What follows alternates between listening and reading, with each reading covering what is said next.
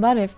Պատկերացրեք 4 միլիարդ տարի առաջ դեռ մինչև թթվածնի հայտնվելը, մինչև առաջին բույսերն ու կենդանիները երկիր մոլորակը լրիվ այլ տեսք ուներ։ Մռայլ, շիկացած պատված առաջնային օվկիանոսներով։ Այդուհանդերձ հենց այդ ժամանակ օվկիանոսների հատակի կատարյալ խավարում, ահռելի ճնշման պայմաններում եռացող հիդրոթերմալ աղբյուրներում կյանքը կարողացավ առաջանալ։ Ինչպես։ Լյուդվիգ Մաքսիմիլիանի Մյունխենյան համալսարանի գիտնականներն առաջարկել են պատասխանի իրենց տարբերակը։ Նրանց հաջողվել է ոչ միայն լաբորատորիայում վերարտադրել հնագույն այդ ժամանակների պայմանները, այլև տեսնել վաղ կյանքի հնարավոր մետաբոլիկ ուղիները։ Երկրակենսաբանների խումբն անցկացրել է ունիկալ գիտափորձ լաբորատորիայում վերարտադրելով այսպես կոչված սև ծխացողներին։ Դրանք օվկիանոսի հատակին գտնվող գեոթերմալ աղբյուրներ են, որոնցում փոխազդում են երկաթն ու ծծումբը, առաջացնելով հանքանյութեր։ Այս քիմիական ռեակցիաներն ուղեկցվում են ջրածնի արտադրությամբ, որը հավանաբար հնագույն օրգանիզմների համար էներգիայի գլխավոր աղբյուրն էր։ Հենց այսպիսի պայմաններում է ըստ շատ գիտնականների առաջին անգամ առաջացել կյանքը։ Հիպոթեզի ստուգման համար գիտնականները իրենց արհեստական քիմիական այգիներում են բնակեցրել մեթանոկալդոկոկուս յանաշիա արքեներին։ Դրանք հնագույն միաբջիջ օրգանիզմներ են, որոնք հայտնաբերվել են ժամանակակից հիդրոթերմալ աղբյուրների հատակային նստվածքներում։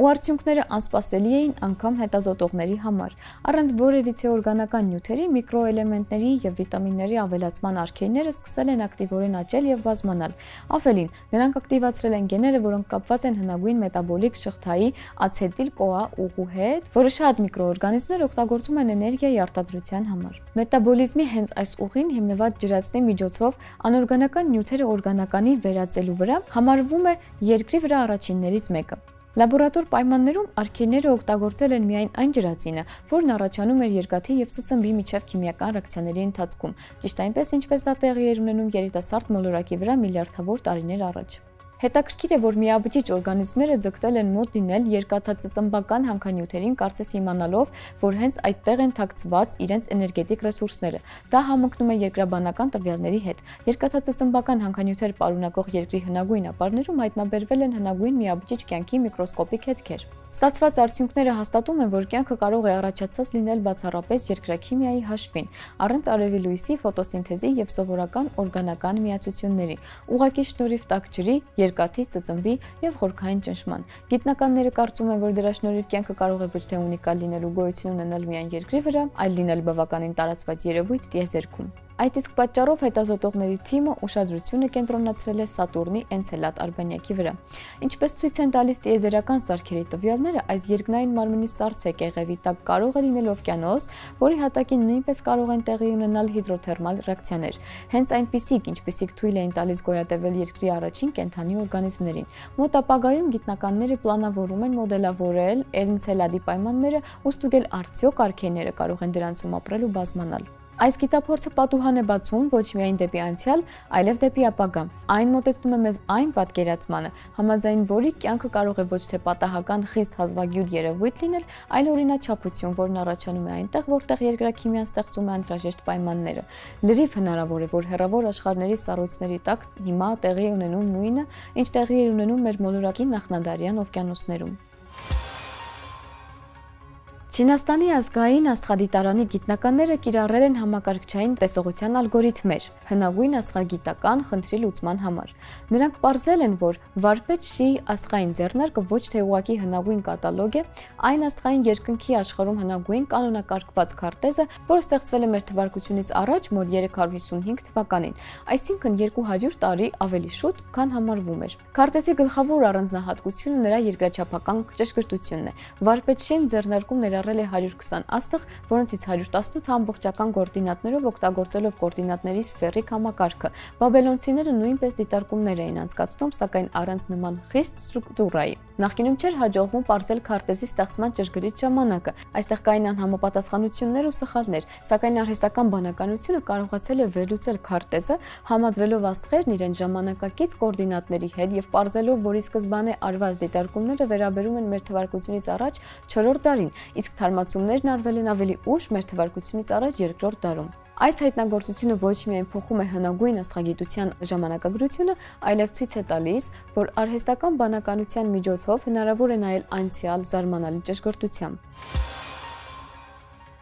Շաբաթվա գիտաֆանտաստիկ գիրք խորագրում չինացի գրող Լյուցիսինի հիշողությունները երկրի անցյալի մասին եռագրությունն է, որը բաղկացած է 3 մարմինների խնդիրը, մութ անտառը ու մահվան վերջ գրքերից։ Առաջին գրքի վերջաբանում Ցիսինը այսպիսի միտք է արտահայտում. Լինելով ֆանտաստ գրող, ես չեմ դիմում ֆանտաստիկային որպես ժամանակակից իրականության քննադատության։ Ես կարծում եմ, որ գիտական ֆանտաստիկայի խնդիրը իրականությունից անդին բազում երևակայական աշխարհների ստեղծումն է։ Առաջին հայացքից պարզունակ թվացող այս միտքը կոնցենտրացնում է ոչ միայն գրականության, այլև ընդհանրապես մարդկային մշակույթի գերագույն խնդիրը՝ ստեղծել աշխարհներ, իրական աշխարհներ ու թույլ տալ մարդկանց դիտարկել այդ աշխարհները, լինել դրանցում, թույլ տալ անկենդան տիեզերքին իր չնչին կենդանի մասով դիտարկել այլ տիեզերքներ։ Ցիսինը հիշեցնում է Այզեք Ազիմովին ու Արթուր Քլարկին։ Նա եռագրությունում բարձրացնում է սկզբում համամարտկային, ապա համատիեզերական հարցեր։ Սրանք հսկայական բարդ ու խճճված ծանրակշիռ վեպեր են լի բազում ուղիներով, որոնք ընդգրկում են ահռելի տարածաժամանակային հատված, աստիճանաբար աճելով ու ապոգեին հասնելով վերջին, մահվան վերջ վեպում։